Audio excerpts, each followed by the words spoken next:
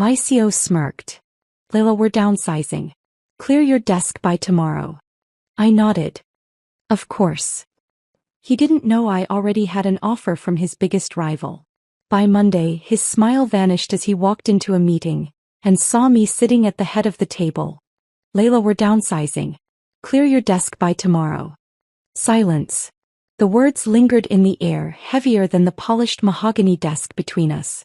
I kept my face unreadable even though my heart pounded in my chest. I had spent 6 years of my life saving this company, turning Damien Caldwell's failures into successes, fighting his battles, fixing his messes. No. He was tossing me aside like I was nothing. Not every battle is fought with fists. Some are won with strategy, patience, and knowing when to make your move. If you love stories of resilience, ambition, and power shifts, make sure to subscribe. Together, we explore the moments that define us. Now let's dive in. Damien's fingers tapped rhythmically against his luxury watch, his expression eerily calm, as if this was just another routine decision. As if I wasn't the reason Caldwell Corporation was standing today. I swallowed the bitter taste of betrayal. You're downsizing? My voice came out steady, controlled. He nodded, completely unbothered. It's a tough market, Layla. You know how it is. I knew exactly how it was. I had been in the trenches when this company was barely keeping its head above water. I had spent countless nights strategizing, negotiating, pulling Caldwell Corporation out of the red. No. We weren't just surviving. We were thriving. And yet, I was the one being cut. My stomach twisted, but I refused to let him see it. I squared my shoulders. And my position? Damien sighed, leaning back in his chair, his smirk returning. That smirk. The one he always wore when he knew he was in control. I'm replacing you with Madeline Pierce. The name hit me like a slap. Madeline. His girlfriend. I should have known. The signs were all there. The longer lunch breaks, the unnecessary meetings, the way he started deferring my decisions to someone who had no experience in corporate strategy. Madeline had never earned this position. But she had the one thing I didn't, Damien's attention. I stood up slowly, adjusting my blazer. Controlled. Calm. Damien was waiting for me to argue, to beg. That I smiled. Understood. For the first time in his pathetic life, Damien looked confused. No hard feelings? He asked, feigning concern. No hard feelings. After everything I had sacrificed for this place? After I had turned this company from a failing disaster into a market leader? I wanted to laugh. Scream. Throw the expensive paperweight on his desk straight through the glass walls. But I wouldn't. Because Damien didn't deserve my anger. He deserved something much worse. I turned, walking out of his office, my heels clicking sharply against the marble floor. As I moved through the hallways of Caldwell Corporation, I felt the weight of every sacrifice I had made for this place. The late nights. The weekends lost. The relationships I let slip away. I had built teams from scratch, brokered record-breaking deals, saved this company when it was drowning. And this was my reward. A quiet, humiliating exit. As I passed by the glass-walled conference rooms, employees cast quick, uncertain glances at me. Some looked down at their desks. Others gave me sympathetic nods. They had heard. They knew. But none of them spoke up. Because this was Damien Caldwell's empire. And I had just been erased. I reached my office, the space I had practically lived in for years. Everything was still in place. The files I had painstakingly organized, the business plans I had mapped out, the whiteboard filled with strategies that had saved this company. I moved toward my desk, but then I saw it. An email notification on my screen. The subject line? Leadership announcement. New CSO appointment. My breath stilled. They didn't even wait. I clicked it open, scanning the text, my eyes burning with rage. Effective immediately, Madeline Pierce has been appointed as Chief Strategy Officer. We are confident that her vision and leadership will continue to drive Caldwell Corporation forward. I exhaled slowly, forcing myself to stay calm. Madeline had never led anything in her life. She had never made a tough business decision, never built a strategy, never fought for a company's survival. But none of that mattered. Because Damien didn't value competence. He valued control. And I had never been controllable. A soft knock on the door made me look up. Jonathan Hale. The head of finance. One of the few people at Caldwell Corporation I actually respected. He stepped inside, shutting the door behind him. "This company won't survive without you," he said, his voice low.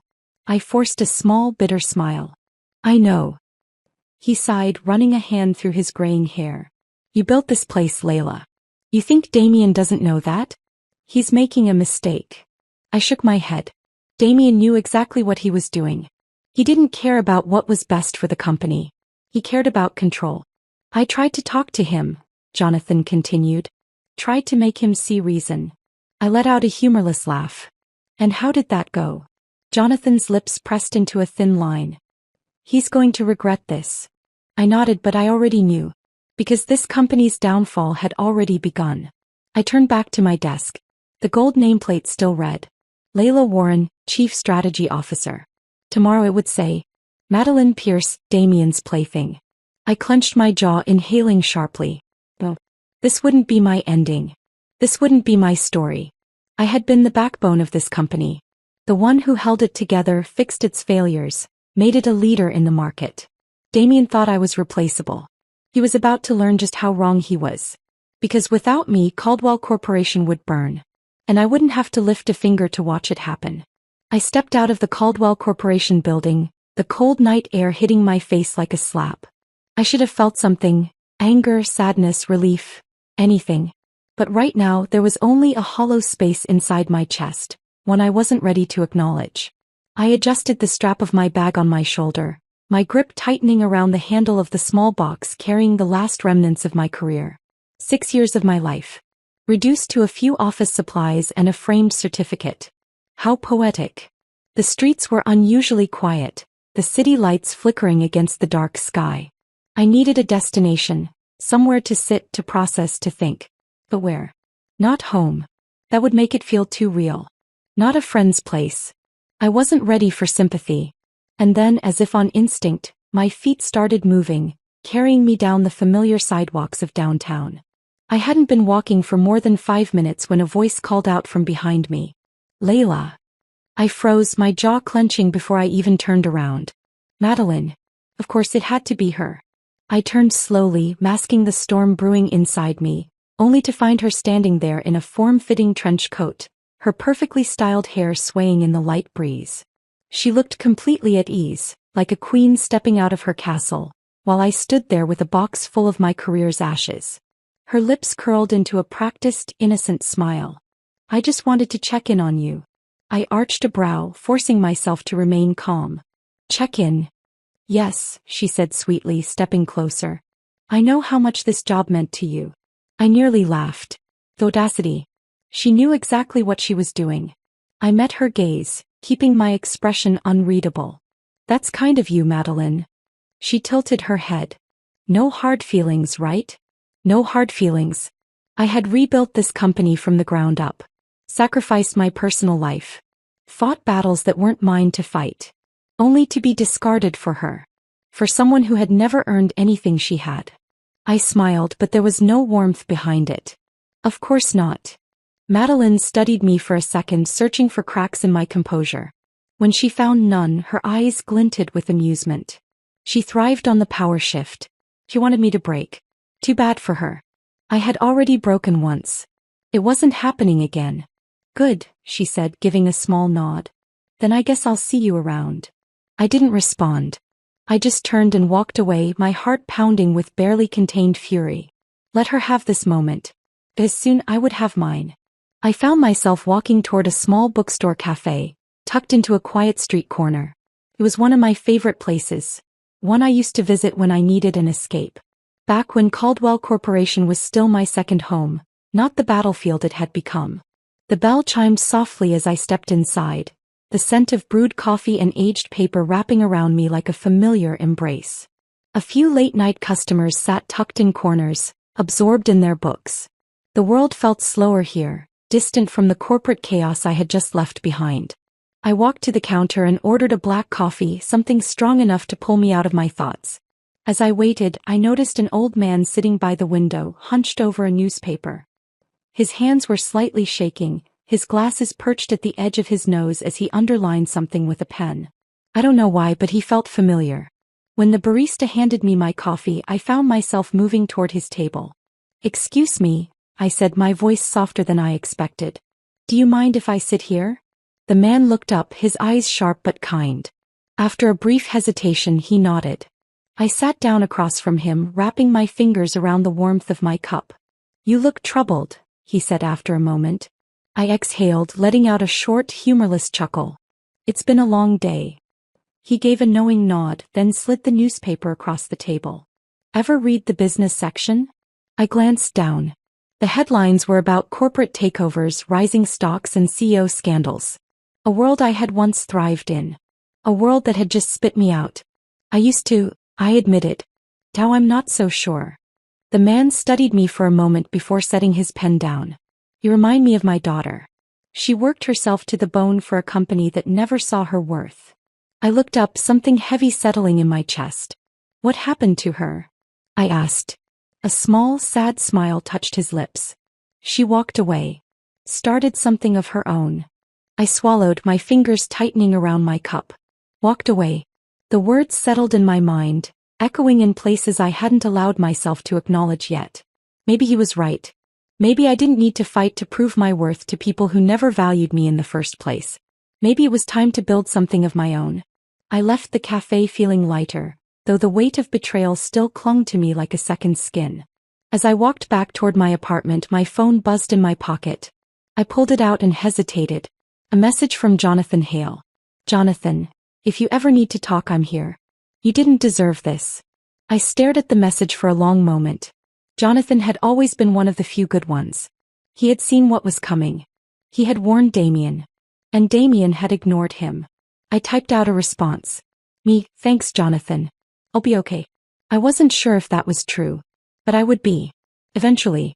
As I slid my phone back into my pocket, I turned one last time toward the city skyline. Caldwell Corporation stood tall in the distance, a monument to everything I had built. But it wasn't mine anymore. Maybe that was a good thing. I stood at the edge of my apartment balcony, staring at the city skyline. Caldwell Corporation loomed in the distance, its glass windows reflecting the city lights like a fortress standing against the dark. It had been 3 days since I walked out of that building, and yet, it still felt like a phantom limb, something I could feel even though it was no longer mine. I should have been grieving. Instead, I was waiting for the first crack to appear. Because if there was one thing I knew for sure, it was that Caldwell Corporation wouldn't survive without me. Damien thought he had made a business decision when he replaced me with Madeline. He had, in reality, made a mistake that was about to cost him everything. A vibration from my phone pulled me out of my thoughts. I reached for it, expecting a message from Jonathan. But it wasn't from Jonathan. It was from an unknown number. Unknown. You're not the only one leaving. My pulse quickened. I typed back quickly. Who is this? The response came almost instantly. Unknown. Someone who believes in you. Before I could reply, another message appeared. Unknown. Check your email. I hesitated, but curiosity pushed me forward. I opened my laptop and logged into my email. My inbox was flooded with Caldwell Corporation internal resignations. My breath hitched. It wasn't one or two people. It was dozens. Finance, marketing, operations, even a few from the legal team. Half the people I had worked alongside for years were leaving. And suddenly I knew. Damien had thought he was getting rid of me. Instead, he had set off a mass exodus. I refreshed the screen, the number of resignation emails growing by the minute. The people leaving weren't just random employees. They were some of Caldwell Corp's top executives, the brains behind its success. The same people Damien had ignored. The same people he had undervalued. No, they were walking away. And not just anywhere. They were walking straight to me. My phone buzzed again. This time it was a call. I hesitated for half a second before answering. Who is this? A deep voice responded. Richard Langley. I hear you've been busy. My fingers tightened around my phone. Titan Industries. Damien's biggest competitor. The same man who had tried to hire me months ago. No. He wanted to talk. How did you get my number? I asked, keeping my tone neutral. Langley chuckled. People talk, Layla. And right now they're all talking about you. I said nothing. I wasn't about to play into whatever game he was setting up. You made an impression at Caldwell Corporation, Langley continued. And it seems you've left with more than just experience. People are following you, Layla. Important people. I didn't respond because he wasn't wrong. And we both knew what he was about to offer. You're a smart woman, Langley said. You know where this is headed. I want you at Titan Industries. Full executive power. Build something with us. I closed my eyes for a brief second. I had been loyal to Caldwell Corporation for 6 years. I had built everything.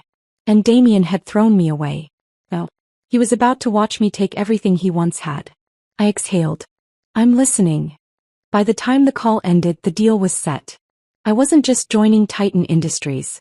I was leading a new initiative. One that would specifically target Caldwell Corporation as market share. Damien had played me like a disposable piece on a chessboard. No. I was flipping the entire board. But before I could strike, I needed to understand what was left of Caldwell Corp. I reached for my phone and dialed Jonathan. He answered on the first ring. Tell me you've seen the resignations. I have, I said. And I need to know what else is happening. Jonathan sighed. Layla, it's worse than you think. Damien is losing his grip. Investors are panicking. Clients are questioning whether the company can hold up. And with all these resignations, it's turning into a disaster. I smiled. Good. Jonathan hesitated. Layla, what are you planning? I didn't answer right away. Because this wasn't just about business. This was personal. And I wasn't done yet. 2 days later, I sat in the boardroom of Titan Industries, overlooking the city skyline. Across from me sat some of Caldwell Corp's former executives, people who had walked out after my firing. These weren't just employees. These were the architects of Caldwell Corp's success. No, they were mine. I leaned forward, hands clasped together. We're going to do this carefully. No mistakes. No rushed moves. The room was silent. Then one of the former marketing heads spoke. What's the plan? I looked around the table, meeting each of their gazes. Then I smiled. The plan is simple, I said. We dismantle Caldwell Corporation from the inside out. A silence settled over the boardroom. The kind that stretched, thick with expectation and the weight of decisions that couldn't be undone. I leaned back in my chair, fingers pressed together, scanning the faces of the executives who had followed me from Caldwell Corporation to Titan Industries. Some were eager, their eyes burning with the same quiet vengeance that fueled me. Others looked wary, understanding the gravity of what we were about to do. I didn't blame them. We weren't just competing with Caldwell Corp. We were tearing it apart, piece by piece, client by client, dollar by dollar. And by the time we were done, Damien Caldwell wouldn't have a company left to run. I let the silence linger a second longer, then spoke. We start slow. We don't attack head-on. We let the cracks that are already forming do the work for us. The former head of finance, Malcolm Carter, frowned.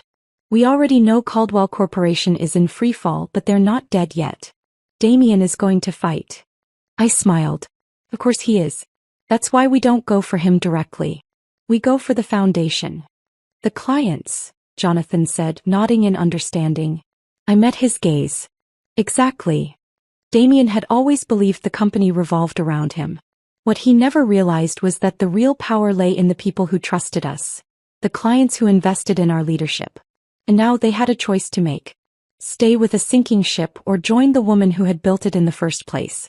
By the next morning, my team had a list of Caldwell Corp's top 15 clients.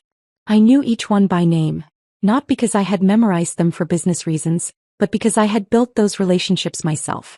I had spent years understanding their industries, anticipating their needs, and making sure they trusted Caldwell Corporation with their money.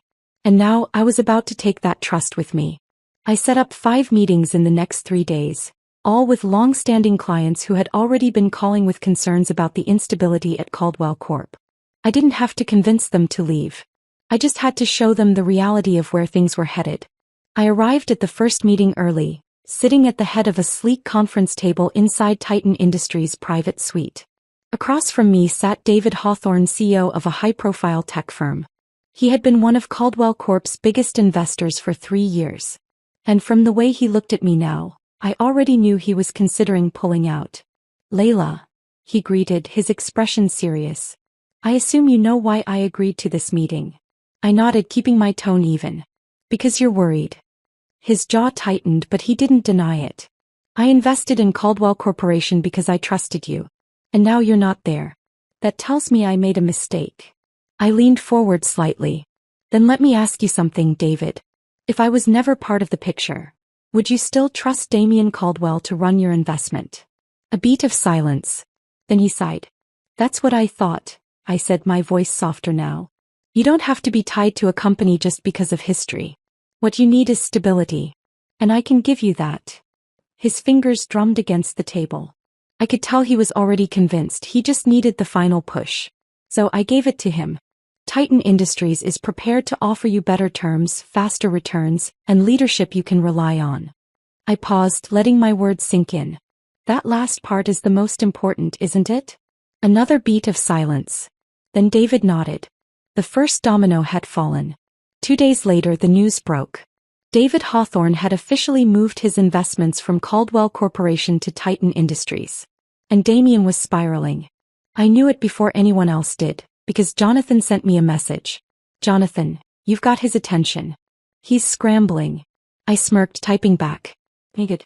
But I also knew this was only the beginning. Damien wouldn't go down quietly. He never did. And I was right.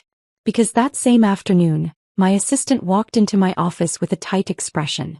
Damien Caldwell just called, she said, hesitating. He wants to meet with you. I didn't react. Not at first. I had expected this. Still, I took my time setting down my pen, glancing up. Did he sound nervous? She nodded. Very. I exhaled, leaning back in my chair. Damien was losing control. And now he wanted to talk. I glanced at the city skyline, at the tower that still bore his name. The war had just begun. And I wasn't done yet. I met Damien at a high-end restaurant, the kind that only catered to people who thought they were invincible. He was already seated when I arrived, a drink in front of him. The moment he saw me, his jaw clenched. I smirked. Good. He was feeling it. Layla, he said, his tone forced. I wasn't sure if you'd come. I slid into the seat across from him, taking my time. I was curious. He studied me, his expression unreadable. You're making a mistake. I tilted my head. Funny. I was about to say the same to you. His fingers curled around his glass. You don't have to do this. I let out a small laugh. Do what, Damien? Be successful? You already made sure I wasn't welcome at Caldwell Corporation. I'm just doing what you taught me. His eyes darkened. You're trying to destroy me. I didn't respond immediately. Then I leaned forward, my voice softer now. I don't have to destroy you, Damien, I said. You're doing it all on your own. His expression flickered just for a second. Then he exhaled, his mask slipping back into place. This isn't over. I smiled. No, I agreed. It's not. And with that I stood, leaving him sitting alone in the restaurant that once symbolized his power. No. He was the one fighting to stay afloat. And I was just getting started. I walked out of the restaurant, my heels clicking against the polished marble floor, my posture straight, my head held high. I had left Damien exactly where he belonged, on the defensive. The moment I stepped outside, the night air wrapped around me, crisp and cool. But even with the fresh air, I could still feel the weight of the confrontation sitting heavy in my chest. Damien had been rattled. That alone should have felt like a victory.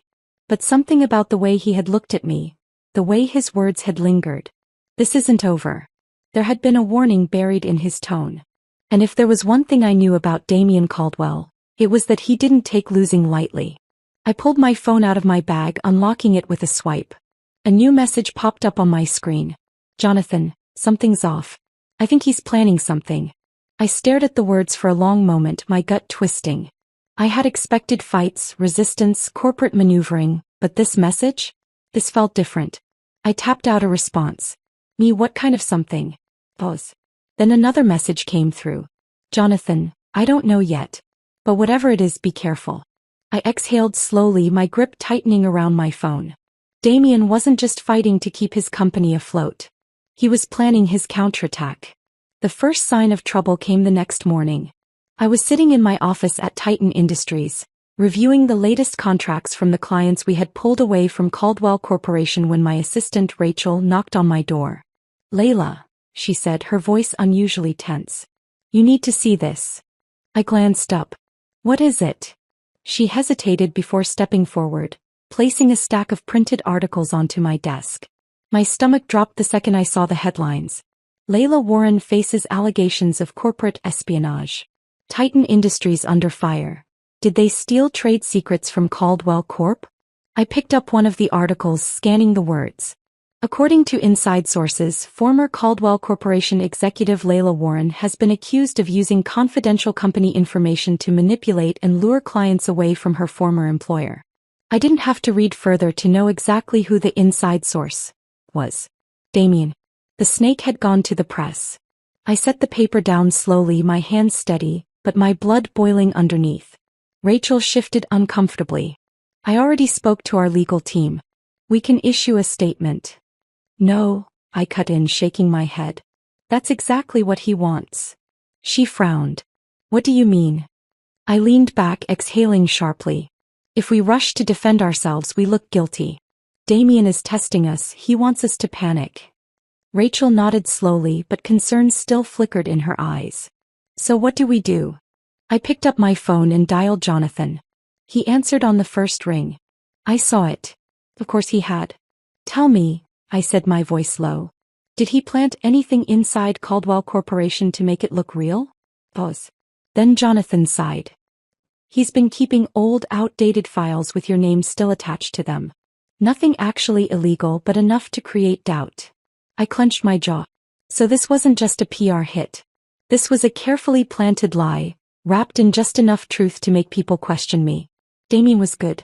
But he had made one mistake. He had forgotten who he was up against. I spent the next few hours reading, watching, analyzing. The headlines were calculated, released in carefully spaced intervals, spreading like wildfire. If I wasn't careful, this could spiral into something irreparable. But I had one advantage Damien didn't. I didn't have to lie to make my case. I pulled up an email, one that had been buried in my inbox for months. A resignation letter. My resignation letter. I had kept a copy of it for my own records, signed and time-stamped before my exit from Caldwell Corp. And attached to that email, a formal clearance document from Caldwell's own legal department, confirming that I had left without taking anything belonging to the company. In other words, Damien's evidence was a complete fabrication. I called Rachel back into my office. Schedule a press conference, I said. Her eyes widened. You want to go public with this? I smiled. Absolutely. By evening, the press room at Titan Industries was filled with reporters, cameras flashing, microphones set up across the podium. I stepped up, my expression calm, unshaken. I could feel the weight of the accusations in the air, but I didn't let them get to me. Good evening, I said, my voice steady. I want to address the allegations made against me and Titan Industries. I reached into my folder and held up the clearance document from Caldwell Corporation's legal team. This document, I continued, is proof that when I left Caldwell Corporation, I did so with complete transparency. The cameras flashed. I placed another document on the podium. And this, I said, is a copy of my official resignation letter, signed months before these accusations ever surfaced. A murmur ran through the room. I let them absorb it for a second before delivering the final blow. The claims against me are not only false, but they were strategically planted by an individual who stands to gain from my downfall. I looked directly into the cameras, making sure my next words hit exactly where they needed to. I encouraged Damien Caldwell to come forward with real evidence, if he has any. I paused, my smile razor sharp. Because I know for a fact that he doesn't. A silence stretched across the room. And just like that, the narrative flipped. The next morning, Damien didn't respond. No official statements. No press appearances. Because he couldn't. He had tried to trap me. Instead, he had walked right into my trap. Rachel walked into my office with a grin. Well, the internet is having a field day. I smirked. Good. I glanced at my phone. No new calls. No more moves from Damien. For now. I knew better than to think this was over. But today I had one. And I was ready for whatever came next.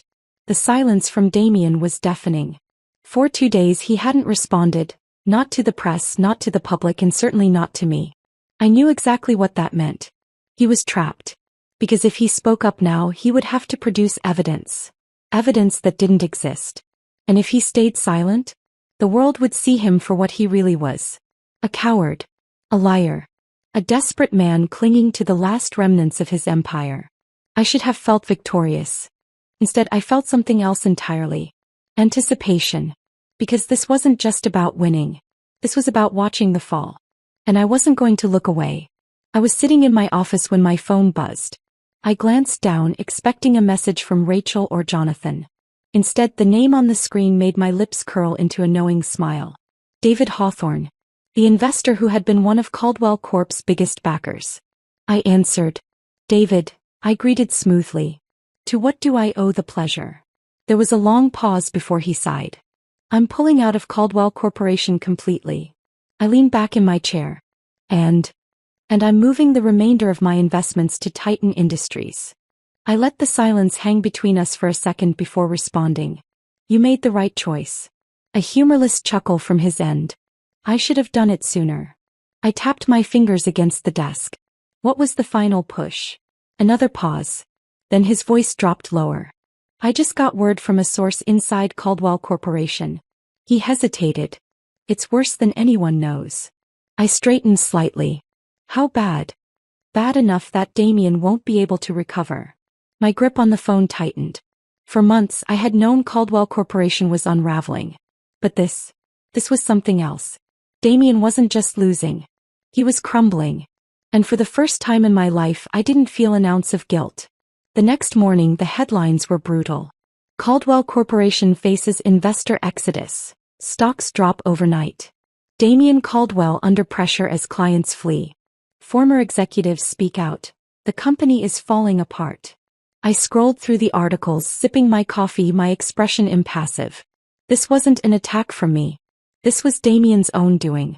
Every bad decision. Every reckless move. Every blind assumption that he could run a company without the people who built it. It had finally caught up to him. Jonathan called before noon. I answered with a smirk already forming. Tell me, I said, how's the mood at Caldwell Corporation today? He exhaled sharply. You don't even want to know.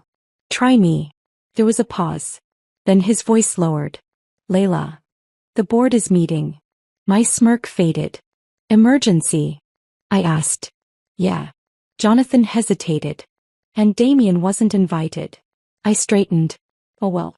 The moment I had been waiting for had arrived sooner than expected. The board had finally realized what everyone else already knew. Damien Caldwell was a liability. And they were ready to cut him loose. By evening the official announcement came. Damien Caldwell had been removed as CEO of Caldwell Corp. It was over. Everything he had taken from me. Everything he had thought he could control. Gone. I sat in my office watching the news broadcast, the anchor's voice smooth and professional as she read the statement. In a shocking turn of events, the Caldwell Corporation Board of Directors has announced the immediate removal of CEO Damien Caldwell, following a series of financial setbacks and loss of investor confidence. This decision comes after months of internal conflict and declining performance. The camera cut to a stock image of Damien, his once confident smirk frozen in time. But now there was no power behind it. No arrogance. No control. Because he had none left. I set my coffee down, exhaling slowly. I had thought this moment would feel like revenge. Like victory. But in reality, it just felt like justice. Because Damien had never been my enemy. He had been his own. The phone rang late that night. I didn't have to check the screen to know who it was. I let it ring 3 times before I picked up. Silence. Then a voice I knew too well. You won. I leaned back in my chair. I know. Another long silence. Then Damien let out a slow, bitter laugh. You planned this from the start, didn't you? I smiled faintly. No, Damien. You did. He exhaled, and for the first time, there was no fight left in him. Nothing but defeat. Do you feel better? He asked. I thought about that for a second. Then I answered honestly. I feel free. And with that I ended the call. The next morning I did something I hadn't done in years. I took a walk through the city. No meetings. No deadlines. No strategies running through my mind. Just me. For 6 years I had fought for a company that was never mine to begin with. For 6 years I had been a soldier in someone else's war. Now I was finally free. I reached a small cafe and stepped inside, ordering a black coffee. As I waited, I caught sight of my reflection in the window. For the first time in a long time, I didn't see a woman carrying the weight of someone else's mistakes. I saw Layla Warren. And that was enough. Because the real power wasn't in revenge. It was in knowing when to walk away.